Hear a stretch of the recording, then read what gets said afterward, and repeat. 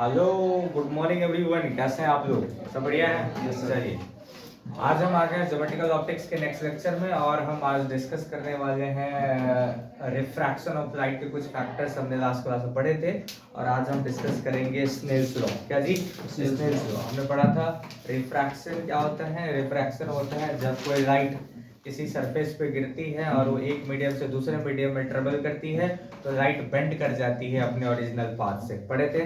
दो तरीका था। अगर हम रेयर मीडियम से डेंसर मीडियम में जा रहे हैं तो लाइट जो होता है टुवर्ड्स द नॉर्मल बेंड कर जाता है, और लाइट जो हमने पढ़ा था कि अगर denser medium to rare medium जाता है तो अवे फ्रॉम द नॉर्मल चला जाता है। हाँ या ना? Yes sir. अरे बोलो ना। ये चीज हमने देखा था लास्ट क्लास में। हमने कहा रिफ्रैक्शन जो है तभी होगा जब मीडियम सेपरेटेड होगा, अगर दो अलग अलग मीडियम होगा वहां पे। तो हमने कहा था कि लाइट रिफ्रैक्शन इसलिए होता है कि जब लाइट एक मीडियम से दूसरे मीडियम में जाती है तो उसका स्पीड जो होता है वो क्या हो जाता है? रिड्यूस हो जाता है। क्या हो जाता है?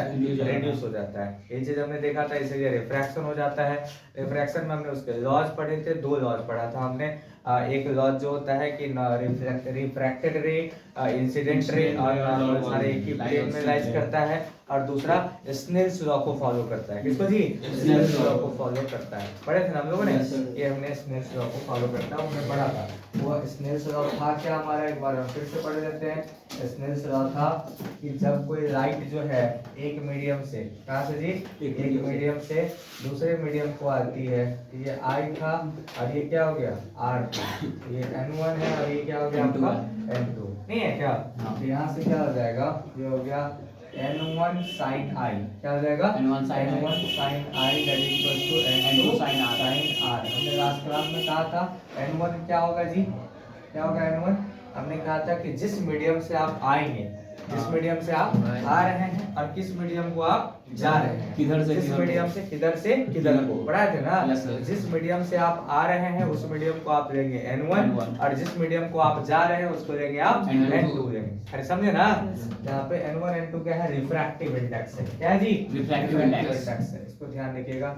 ये हो गया आपका sin I that is equals to, ये हो गया आपका by sin R equals to हो जाएगा N2 by N1। N2 by N1 इसको कहते हैं refractive index of the second medium with respect to first medium. With respect to first medium इसको कहते हैं, ध्यान रखिएगा। इसको क्या कहते हैं? μ2 1। क्या हो गया? μ2 1 क्या हो गया जी? μ2 n बराबर जो हो जाएगा N2 by N1। ध्यान रखिएगा, μ2 1 ऐसे होगा। म्यू ऐसे उल्टा मत लिख देना 1 2 में, कंफ्यूज हो जाओगे। μ2 1 इसको पढ़ते हैं रिफ्रैक्टिव इंडेक्स। क्या पढ़ते हैं उसको? Refractive index of second medium. Second medium मतलब जिसमें आप जा रहे हो, जिसमें आप जा रहे हो तो फर्स्ट मीडियम। क्या हो गया जी आपका? फर्स्ट मीडियम हो गया। फर्स्ट मीडियम चलेगा नहीं चलेगा? ये अरे समझे? तो जो sin I by sin R का जो रेशियो है ये आपका हो जाएगा N2 by N1 के बराबर हो जाएगा। कोई दिक्कत नहीं होनी चाहिए। ये हो गया आपका रिलेशन। याद रखिएगा, पूछा जाता है ऑब्जेक्टिव में, कई बार पूछा जाता है आपको कि फाइंड। अच्छा आपको अब वर्ड आता है कि sir what is refractive index? What is refractive index? Refractive index क्या होता है? What is refractive index? तो देखिए, रिफ्रैक्टिव इंडेक्स जो होता है फैक्टर है। क्या जी? फैक्टर है जो क्या करता है? स्पीड ऑफ लाइट को रिड्यूस कर देता है। क्या कर देता है जी? स्पीड ऑफ लाइट को रिड्यूस कर देता है। किसके कंपेयर में? मीडियम के कंपेयर में। किसके कंपेयर में? मीडियम के कंपेयर में। इसको पहले लिख लीजिए, लिखे थे ना हम लोगों ने? देखिए फिर मैं आपको दिखाता हूँ रिफ्रैक्टिव इंडेक्स क्या होता है।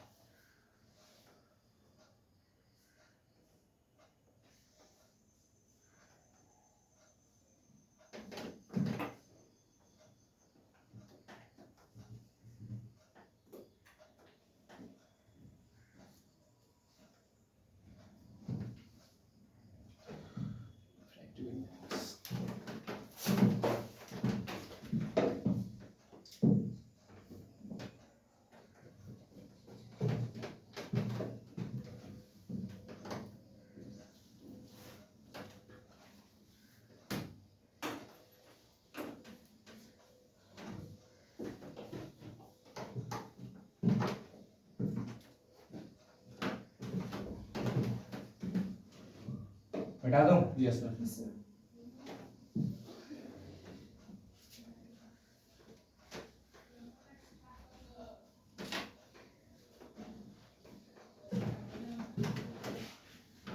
लिखिए डेफिनेशन, लिखिए रिफ्रैक्टिव इंडेक्स का।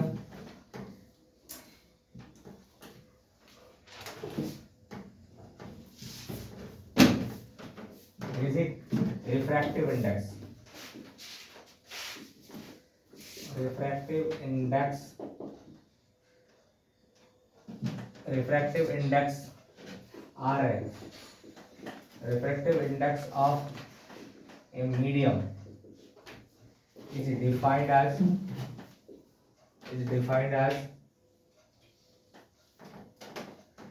defined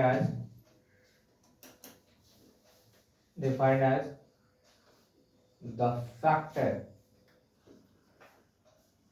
defined as the factor, refractive index of a medium is defined as the factor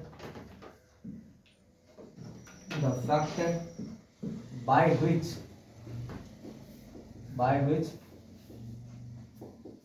the speed of light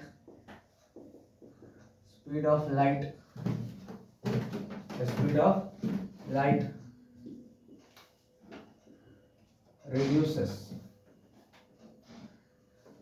the speed of light reduces as compared to the speed of light in vacuum, as compared to speed of light in vacuum। एक सबसे आसान परिभाषा मैं आपको बता देता हूं जो आप जीवन भर याद रखेंगे।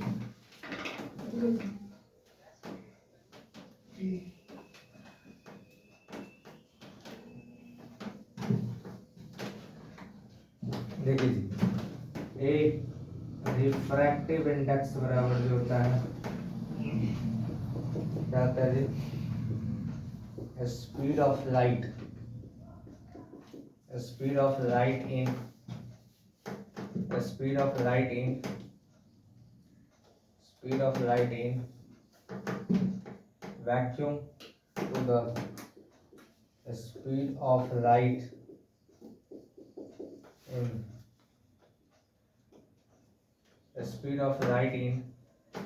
of light in vacuum to the speed of light in medium।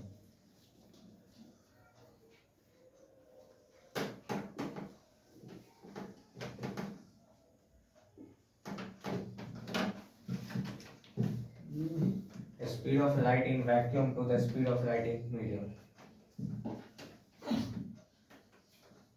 ठीक है, refractive index is equal to speed of light in vacuum to the speed of light in medium. जो रिफ्रैक्टिव इंडेक्स है वो किसके बराबर होगा, लाइट का speed vacuum में डिवाइडेड बाय लाइट का स्पीड जो है मीडियम में। इसको हम डिनोट करते हैं म्यू से, किसे जी, म्यू से डिनोट करते हैं।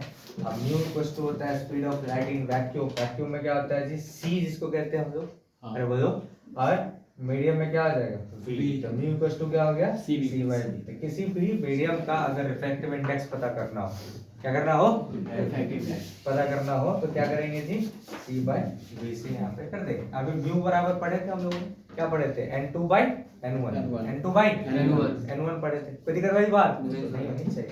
तो यहाँ से आप लोग पता कर सकते हैं नोट करके कुछ बात को, ठीक है, कोई दिक्कत वाली बात नहीं होनी चाहिए। अब जिस भी मीडियम में पूछ रखा है, अब अलग अलग मीडियम का रिफ्रैक्टिव इंडेक्स क्या होता है, अलग अलग होता है। For different medium refractive index is different. क्या होता है जी, रिफ्रैक्टिव, लिखिए जी, for different medium refract value of refractive index is different होता है। देखिए, वैल्यू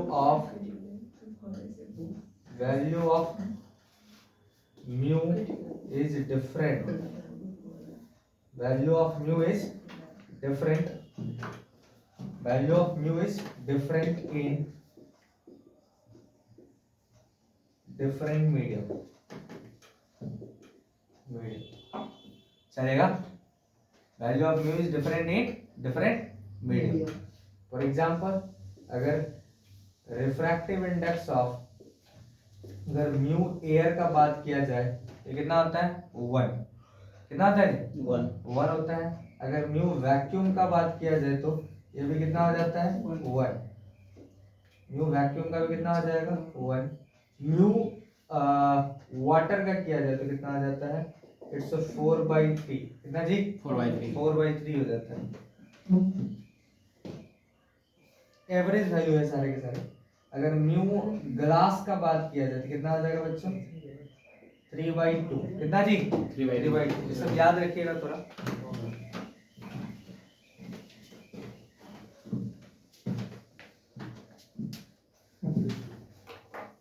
समझ गए। तो जब भी कभी रिफ्रैक्टिव इंडेक्स निकालना, अच्छा स्पीड ऑफ लाइट निकालना अपने को, चलो क्वेश्चन लिखो, find the speed of light. Okay okay fine.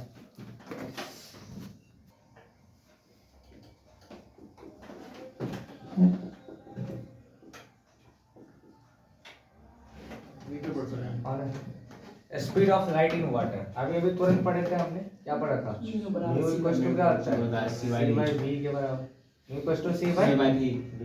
अब ये तो लिखना पड़ेगा म्यू वाटर, तो बोलो ना, ये हो जाएगा c का वैल्यू कितना होता है 3 × 10⁸, ये हो गया v। ये कितना होता है भैया 4/3, कितना होता है 4/3 हो जाता है। ये हो गया 3 × 10⁸ बट्टा हो गया v, तो v इक्वल्स टू कितना हो गया 9 × 10⁸ बट्टा क्या हो गया 4, हुआ 4 दूना 8 2 0, अरे बोलो 4 दूना 8 है ना, 1 ना, 1 0, कितना हो गया 4 दूना 8 4 पंचे 20 × 10⁸ मीटर पर सेकेंड। मतलब कि जैसे देखे ना, लाइट अगर कहाँ पे पहुंच रहा है, अगर लाइट पहुंच रहा है आपका मीडियम, ये वाटर में पहुंचा तो स्पीड कितना हो गया 2.25 × 10⁸ मीटर पर सेकेंड, यानी कि 3 से कम हो गया। कितना हो गया 3 से कम हो नहीं हुआ क्या, यानी कि ये हो गया आपका 2,25,000 किलोमीटर पर सेकेंड, नहीं जी 2,25,000 किलोमीटर पर सेकेंड। लाइट जो होता है वैक्यूम में कितना होता है जी, मीडियम इसमें एयर में 3,00,000 किलोमीटर पर सेकंड का स्पीड होता है उसका, होता है कि नहीं होता है। तो जैसे ही एक मीडियम से दूसरे मीडियम में गया तो आपका क्या हो गया चेंज हो गया, निकल जाएगा ना किसी भी मीडियम में बोलेगा तो। पर ध्यान रखिए उसके लिए आपको क्या पता होना चाहिए, रिफ्रैक्टिव इंडेक्स। क्या पता होना चाहिए, रिफ्रैक्टिव इंडेक्स पता होना चाहिए। अगर नहीं है तो फिर आंसर नहीं आएगा। किलोमीटर सर, मीटर पर सेकंड। ये तो मीटर पर सेकंड में ना, अगर इसको किलोमीटर में करेंगे तो 1,000 से गुना करोगे ना जी, करोगे ना 1,000 से गुना करोगे तो 2,25,000 नहीं आएगा, आएगा कि नहीं आएगा, कोई दिक्कत। तो नोट करके इस बात को लिखिएगा, नोट करके इस बात को लिखिएगा। μ21 का मतलब क्या होता है, क्या होता है, दिखा दे क्या इसको, यस सर, अभी दिखा दिए थे yes sir. Refractive index of second medium, ये नहीं दिखाए थे, refractive index of second medium with respect to first medium, दिखाए थे इसको yes sir. First medium.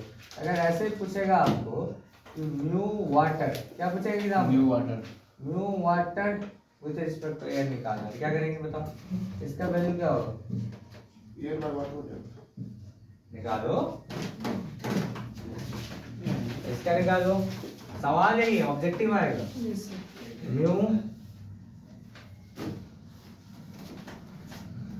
Water हो गया और ये आपका हो गया म्यू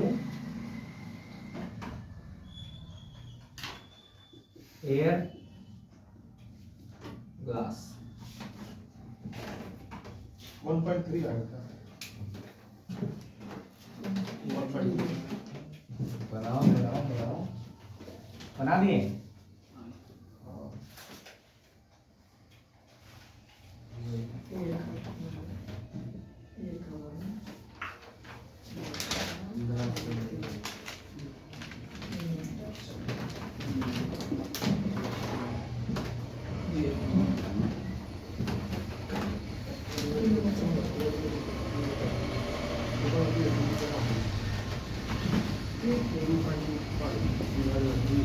क्या आ जाएगा ये?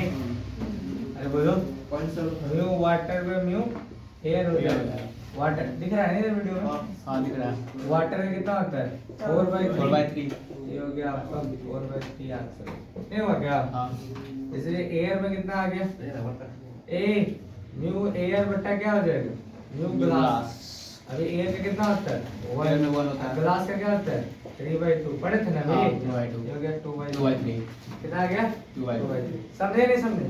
ऐसे क्वेश्चंस आएगा आपको, बना देंगे।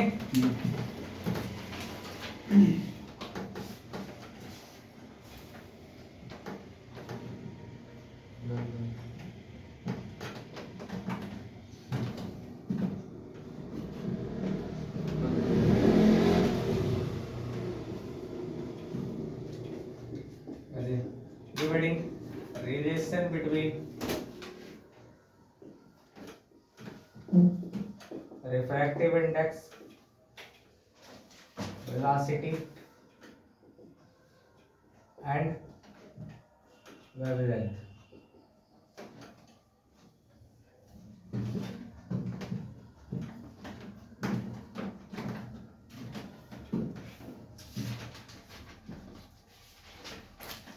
बोलो।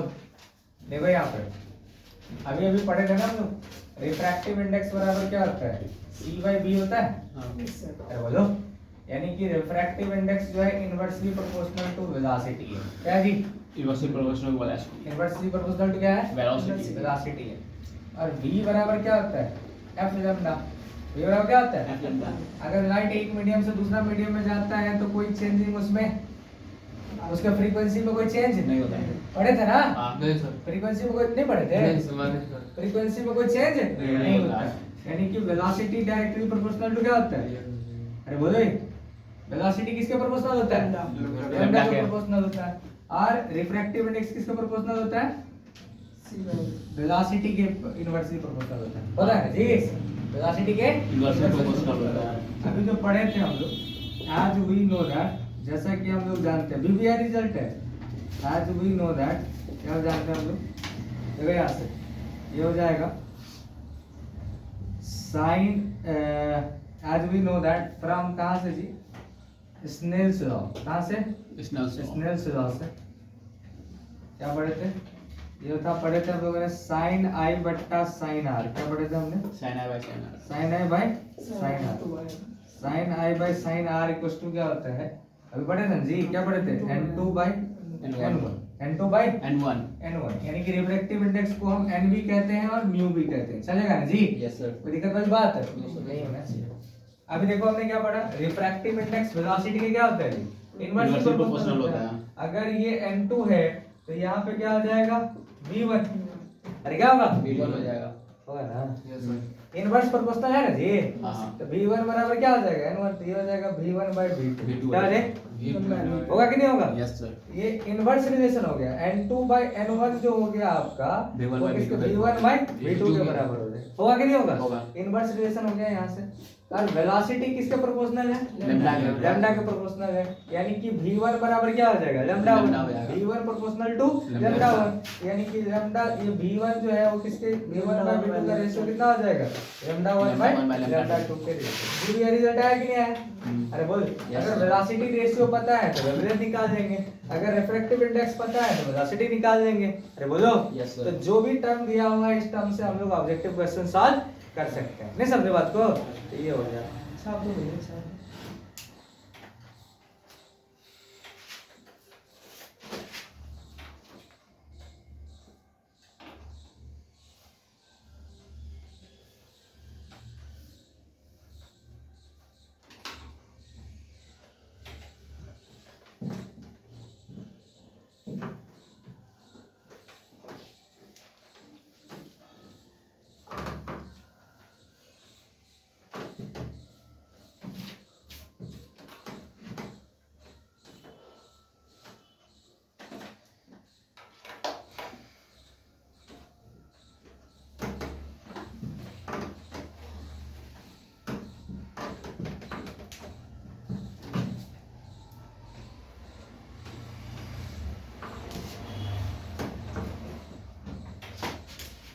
हो गया? Yes sir. कोई दिक्कत नहीं होनी चाहिए यहाँ से।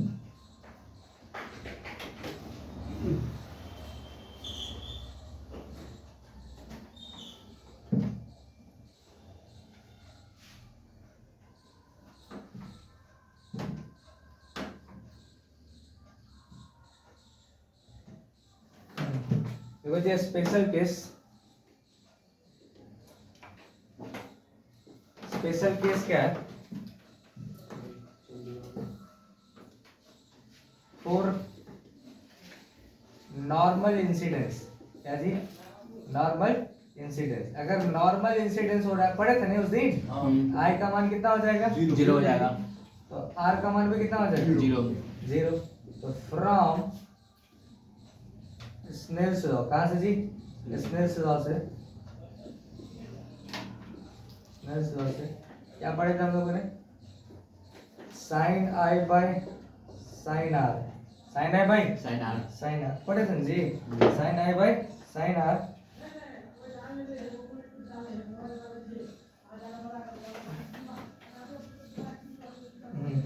Sign i by sine r equals to क्या हो जाएगा? n1 bye n2 bye n1 था ना? हाँ, n2 by n1। n2 bye n1। ये दोनों कितना आ गए? साइन 0 बाय साइन 0 होगा ना जी? हाँ। 0 बाय 0 इनडिटरमिनेट फॉर्म होता है। क्या होता है जी? इंडिटरमिनेट हो जाएगा ना? 0 by 0 that is equal to क्या है जी? n2 bye n1। इसको ये ऑलमोस्ट 0 आ गया नहीं है, इसे कहते हैं इनडिटरमिनेट। क्या होता है जी? इंडिटरमिनेट। इनडिटरमिनेट। इसको हम डिटरमाइन नहीं कर सकते हैं। इनडिटरमिनेट, इनडिटरमिनेट इसको हम डिटरमाइन नहीं कर सकते। बात समझ में आ रही है? Yes sir. इनडिटरमिनेट हो गया, इसको हम डिटरमाइन नहीं कर सकते।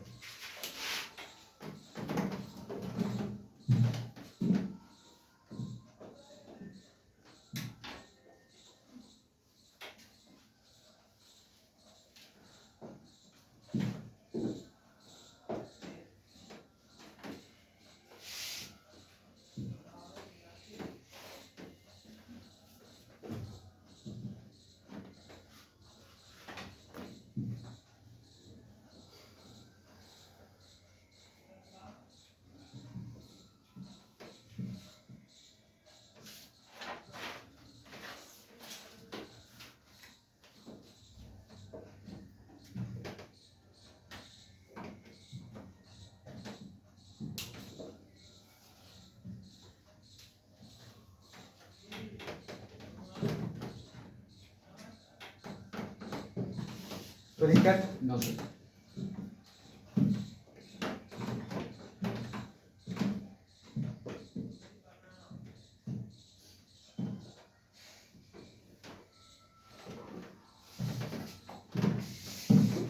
चल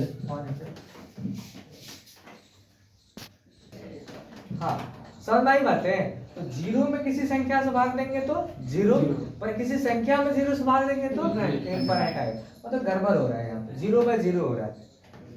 डिटरमाइन नहीं कर सकते। कर सकते हैं क्या? ब्रह्मा विष्णु महेश गणेश कोई नहीं कर सकता है। अगर कोई कह रहा है ये 0 हो जाएगा तो बेवकूफ बना देना होगा, तो मैथ नहीं जानता तो समझ गए नहीं? क्यों? क्योंकि 0 में किसी संख्या से भाग देंगे तो 0, किसी संख्या में 0 से भाग देंगे तो इनफिनिटी आ जाएगा। ये ओवरऑल हो गया इनडिटरमिनेट कहते हैं उसको। क्या कहते हैं जी? इनडिटरमिनेट। इनडिटरमिनेट यानी कि इसको हम निकाल नहीं सकते। इसी प्रकार आता है इनफिनिटी बाय इनफिनिटी। क्या आता है जी? Infinity bye infinity. किसी भी संख्या को अगर इनफिनिटी से भाग देंगे तो कितना आता है? 0। हाँ 0। अरे आता है ना? किसी भी संख्या को अगर इनफिनिटी से भाग देंगे तो कितना आएगा? 0 आएगा। किसी इनफिनिटी में अगर कोई संख्या से भाग देंगे तो कितना आएगा? इनफिनिटी आएगा। अरे बोलो ना? हाँ। फिर इनफिनिटी 0 हुआ क्या? किसी भी संख्या से अगर 0 इनफिनिटी से भाग देते तो 0 आ जाता। अरे आता ना?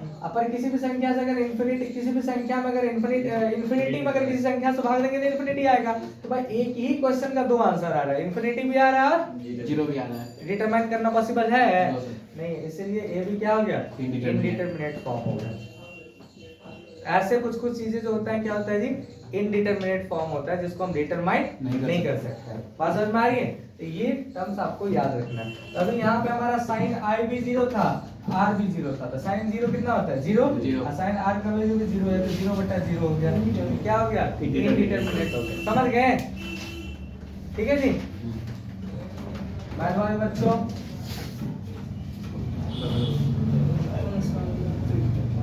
कल ले जाके मैथ वाला से क्लियर करवाइएगा क्या इधर हम करवा ही दिए तब क्या करवाएंगे चलो आ जाओ मैथ बहुत खूबसूरत सब्जेक्ट है भैया 10वां से पहले 10वां तक मुझे बहुत डर लगता था मैथ से बच्चों ट्रस्ट में 60 नंबर आया मेरे को मैथ में मात्र 10th में क्यों क्योंकि जो मास्टर साहब रटवाए थे ना वो याद ही नहीं हुआ था आपने नहीं होता 10th क्लास में बोले थ्योरम नंबर ये याद कर लेना ये थ्योरम याद कर लेना है कि नहीं कुछ है क्या नहीं सर ये बताया मैंने वही सही बताया ना हमने आप क्या अच्छे लोग हाँ एक्स्ट्रा पैसा लगेगा मैथो वाला तुम लोग आ जाओ हाँ देखो क्या कह रहे 10th क्लास में जो मैथमेटिक्स पढ़ रहे थे अपन वहाँ पे जो है वो टीचर लोग रटवा देते ना याद कर लेना थ्योरम नंबर दिस ये क्वेश्चन का आंसर ये यूनियन कोण अपनियन कोण पढ़े थे ना जी हाइट एंड डिस्टेंस ये फॉर्मूला याद कर लेना ये भाई आज तो हमरा से याद ही नहीं होता था कुछ ठीक है जैसे तैसे तो कर दिए बड़ा दिक्कत होता था क्लास में तो बन जाता था क्योंकि वहाँ पे तो बोर्डों पे जाके बनाते थे और सबसे बड़ा डर था कि कभी पूछते नहीं थे मास्टर साहब से काहे बगल वाला क्या सोचेगा इसको नहीं आता है ये डर जो था हमेशा से इस चीज को 11 12 में जब मैथमेटिक्स की बारीकी उसको जो समझे बारीकी से अच्छा ये चीज है तब मजा आने लगा इंजीनियरिंग कॉलेज में टॉपर बन गया मैथमेटिक्स का 100 में 100 मार्क्स बात समझ रहा है तो ऐसा है 12th क्लास में 92 नंबर है फिजिक्स मैथमेटिक्स में 8 नंबर का क्वेश्चन एक 3D का गलत हुआ था 7 नंबर का क्वेश्चन आता था 3D से वो गलत हुआ था एक क्वेश्चन प्रोबेबिलिटी का गलत हुआ था 7 नंबर का वो और 2 नंबर का प्रोबेबिलिटी ऐसे क्या बात समझ में आ रही है तो ऐसे ऐसे मिस्टेक तो ध्यान रखना आपको बढ़िया से कि जो टॉपिक पढ़ रहे हो उसको अच्छे से बारीकी से समझ लो नहीं तो क्या होगा मैथमेटिक्स के अंदर में सब बहुत सारा 11th 12th में लिमिट कई बार लिमिट यूज किया हमने है कि नहीं जी 11th क्लास में हमने डिफरेंस ये पढ़े थे average instantaneous acceleration instantaneous velocity वहां पे हमने लिमिट यूज किया था तो ध्यान रखना 0/0 बोले तो इनडिटरमिनेट फॉर्म होगा इन्फिनिटी क्या होगा इनडिटरमिनेट फॉर्म होगा चलेगा इस बात को ध्यान रखना आपको नेक्स्ट बात क्या है इसमें जी आपका एक क्वेश्चन लिखिए क्वेश्चन लिखो ये कोई क्वेश्चन है भैया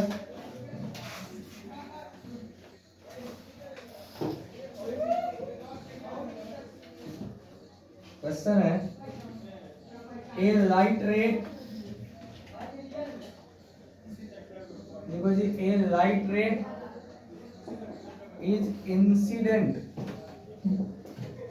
ऑन ए ग्लास लिखते चलो glass sphere at an angle of incidence 60 degree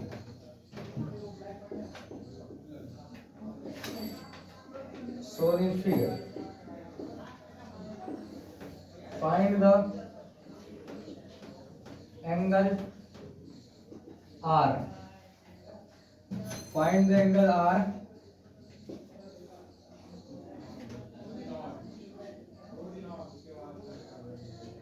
R dash E and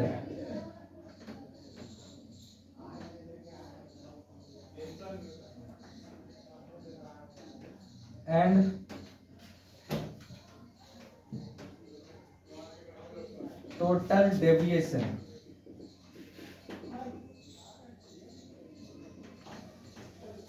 after 2 refraction 2 refraction के बाद जो है वो पूछ रखा है कि बताओ इतने सारी चीज क्या होगा डेविएशन समझ रहे हैं ना वो एंगल जाना किधर था और चला किधर गया उसके बीच के एंगल को क्या कहते हैं हम लोग एंगल ऑफ डेविएशन कहते हैं पिक्चर्स दे रखा है बहुत बढ़िया क्वेश्चन है एक ही क्वेश्चन में बहुत सारे कॉन्सेप्ट को हम सीख सकते हैं देखो रे बच्चों ये हो गया नॉर्मल। क्या हो गया जी? नॉर्मल। ये नॉर्मल हो गया ना, डायमीटर के क्रॉस होता है नॉर्मल। अब भाई साहब ये कह रहा है कि एक लाइट गया, ऐसे इंसिडेंट हुआ, नॉर्मल के साथ जो है वो कितना डिग्री का जी? 60 डिग्री का कोण बनाता है। जब लाइट एक मीडियम से दूसरे मीडियम में जाएगा, अभी ये n1 है ना जी, हाँ। और n दे रखा है इसका √3 है, ठीक है, और ये n बराबर कितना है जी? n1 है 1 और n2 कितना है? √3। रेयर मीडियम से डेंसर मीडियम में जाएगा तो क्या होगा जी? रेयर से डेंसर में नॉर्मल की तरफ नॉर्मल की तरफ बेंड कर जाएगा, लाइट कुछ ऐसे बेंड कर जाएगा। कर गया? अरे बोलो। अब यहाँ पे गया, अब फिर डेंसर मीडियम से किधर जाएगा? रेयर मीडियम में। डेंसर मीडियम से रेयर मीडियम। अब देखो जी, ये नॉर्मल है तो इसके थ्रू जो एक डायमीटर जो बनाओगे ऐसे कुछ जाएगा, जाएगा ना। ये हो गया आपका नॉर्मल। ये क्या हो गया आपका? नॉर्मल। अब जो है, अच्छा ये आई था, अरे था ना, तो ये क्या हो जाएगा? आर हो जाएगा। होगा जी? हाँ। अब देखो यहाँ से ये आर हो जाएगा, और ये कितना हो जाएगा आपका? R dash. क्या हो जाएगा? आर डैश होगा। ये पूरा आर डैश हो गया आपका। और यहाँ से किधर चला गया जी आपका? ये अब क्या होगा जी? रेयर से डेंसर में गया था तो रिफ्रैक्शन हुआ, अरे बोलो, टुवर्ड्स द नॉर्मल। और डेंसर से रेयर में जाएगा तो क्या हो जाएगा? Away from the normal. अरे क्या हो जाएगा? अवे फ्रॉम द नॉर्मल हो जाएगा। ये इसको कहते हैं इमर्जेंट रे। इसको क्या कहते हैं? इसको कहते हैं इमर्जेंट रे। क्या कहते हैं इसको? इमर्जेंट रे कहते हैं इसको। और इसको कहते हैं इमर्जेंट एंगल। क्या कहते हैं इसको? इमर्जेंट एंगल कहते हैं। समझे बात को? इसको कहते हैं इमर्जेंट एंगल। कोई दिक्कत? ये हो गया आपका 60 डिग्री, आर डैश। कोई दिक्कत? तो बोलो, ये हो गया आपका इमर्जेंट एंगल। ठीक है भाई बात? नहीं वही सही इमरजेंसी। अब अपने को पूछा गया भाई साहब सवाल में, ये कह रहा है कि स्फीयर पे एंगल ऑफ इंसिडेंस दे रखा है, तो पूछ रखा है कि बताओ फाइंड करो कि एंगल ऑफ रिफ्रैक्शन क्या होगा, यानी कि आर का वैल्यू पूछा है और आर डैश का वैल्यू पूछा है और टोटल डेविएशन कितना हुआ आफ्टर, और ई भी पूछा है, इमर्जेंट एंगल भी पूछा है। बात समझ में आ रही है? तो पूछा है कि बताओ कि टोटल डेविएशन कितना हो गया। तो डेविएशन जो है आपका, जाना किधर चाहिए था लाइट को? इधर ना जी। Yes sir. देखो जाना इधर चाहिए था, हाँ। और चला किधर गया? ये इधर चला गया, नहीं गया? तो ये चला इधर गया, चला इधर गया ना। तो ये वाला जो एंगल होगा कि नहीं होगा? ये हो जाएगा डेल्टा। क्या हो जाएगा? डेल्टा। चला इधर गया ना जी, जाना ओरिजिनल इधर चाहिए था, चला किधर गया? इधर। तो यही बीच वाला जो एंगल होगा क्या कहा जाएगा जी? एंगल ऑफ डेविएशन का जाएगा। लगा दीजिए। अब स्नेल्स लॉ क्या कीजिए जी? अप्लाई कीजिए, अप्लाई कीजिए स्नेल्स लॉ। स्नेल्स लॉ लगाएंगे। देखो जी, दो रिफ्रैक्शन हुआ इसमें, कह रहा है कि दो रिफ्रैक्शन की ये बात बताओ। एक रिफ्रैक्शन तो यहाँ पे हुआ, अरे बोलो, एक रिफ्रैक्शन यहाँ पे हुआ, दो रिफ्रैक्शन हुआ कि नहीं हुआ? बताइए। अब देखिए जी, पहला रिफ्रैक्शन में लगा दीजिए आप, क्या फॉर्मूला होता है? n1 sin i बराबर क्या होता है? n2 sin r। ये होता है n1 = 1 है sin 60 degree, that is equal to n2 हो गया √3 और ये हो गया sin r। चलेगा? sin 60 का वैल्यू कितना होता है? √3/2। ये हो गया आपका √3 और ये हो गया आपका sin r। √3 हो गया कैंसिल, तो sin r = हो गया 1/2, यानी कि r = हो गया 30 डिग्री। कितना हो गया ये? 30। r कितना हो गया आपका? 30 डिग्री हो गया। बोलो कोई दिक्कत? No sir. अरे वाह, तो पहला आंसर आ गया r = हमारा 30 डिग्री। छाप दीजिए इसको, लिखिए इसको जल्दी से लिखिए। फॉर सिमेट्री r बराबर क्या हो जाएगा? r dash. तो r कितना है अपने पास में? 30 डिग्री। कितना हो गया? 30 डिग्री। आप क्या करो जी? अगेन अप्लाई कर दो। क्या कर दो जी? Again apply Snell's law. फिर से स्नेल्स लॉ को लगाएंगे। क्या होगा जी बताइए जरा। अब देखो यहाँ से, कहाँ से जी? इधर से किधर को जा रहे हैं? इधर से इधर को जा रहे हैं ना। तो क्या आ जाएगा? n2 sin r dash. अरे होगा? अरे होगा? अभी से ध्यान से सुनो। n2 sin r डैश बराबर क्या हो जाएगा? n1 sin e हो जाएगा। होगा ना जी? अरे यहाँ से यहाँ लगाए, किधर से किधर को होते? n2 sin r dash that is equal to n1। ये n1 है नहीं, तो हवा में आ गया तो n1 sin e हो जाएगा। n2 हो जाएगा √3 sin r dash that is equal to 1 into sine e, यानी कि √3 साइन आर डैश का वैल्यू 30 डिग्री है, और ये हो गया साइन ई, ये हो गया √3, और ये हो गया 1/2, ये हो गया साइन ई, ये हो गया √3/2, ये हो गया आपका साइन ई, यानी कि ई इक्वल टू हो गया 60 डिग्री। ये कितना हो गया? 60 डिग्री। देखो ना, हाँ ये कितना डिग्री हो गया? 60 डिग्री। तो R बराबर R डैश जो आ गया 30 डिग्री, और E बराबर हो गया आपका 60 60 डिग्री। आया कि नहीं आया? आया। आप पूछा है टोटल डेविएशन कितना होगा, क्या पूछा है? टोटल डेविएशन कितना होगा? टोटल डेविएशन हो गया I minus R, I minus जाना किधर चाहिए था, देखो ना रे, टोटल डेविएशन कितना हुआ? ये हो गया ना, ये वाला, ये होता पूरा का पूरा कितना जी? ये होता 60 डिग्री, ये कितना होता? 60 डिग्री। ये जितना गया उतना पूरा 60 होता ना, यस सर। ये 60 होता, तो ये डेल्टा हो गया। डेल्टा कितना हो गया आपका, देखो रे डेविएशन कितना हो गया, ये पूरा होता 60, और ये डेल्टा हो गया, ये पूरा कितना हो गया जी? ये पूरा हो गया आपका 60 माइनस आर, कितना हो गया? 60 माइनस आर। ये हो गया। हो गया। टोटल डेविएशन हो गया आपका डेल्टा बराबर हो गया I माइनस आर, ये हो गया आपका 60 माइनस आर, 60 माइनस हाँ। आर, तो 60 माइनस आर कितना है जी? 30 डिग्री। 30 कितना डिग्री। डिग्री? तो ये 30 डिग्री हो गया। चलेगा नहीं चलेगा? चलेगा। अरे हुआ ना, जाना किधर चाहिए था, चला किधर गया, उसी के बीच के एंगल को क्या कहते हैं हम लोग? डेविएशन। क्या कहते हैं उसको? डेविएशन। डेविएशन कहते हैं। तो ये पूरा का पूरा 60 होता ना जी, यस सर। ये पूरा कितना होता? 60 होता, पूरा 60 होता, लेकिन ये क्या है? ये R है और ये डेल्टा है, तो R प्लस डेल्टा बराबर 60 होगा ना जी। R प्लस डेल्टा बराबर I, I is angle of incidence, 60 degree minus R बराबर 30 डिग्री हो गया। क्लियर है? Yes, this is the total deviation. Clear है? एक ही क्वेश्चन में सारा बात अपने को पता चल गया। तो अब ये भी समझ गए इमर्जेंट रे क्या होता है, इमर्जेंट एंगल क्या होता है, ये सब भी हमने अभी समझ लिया। कोई दिक्कत नो सर। नहीं होना चाहिए। चलिए फिर अपन मिलते हैं नेक्स्ट क्लास में।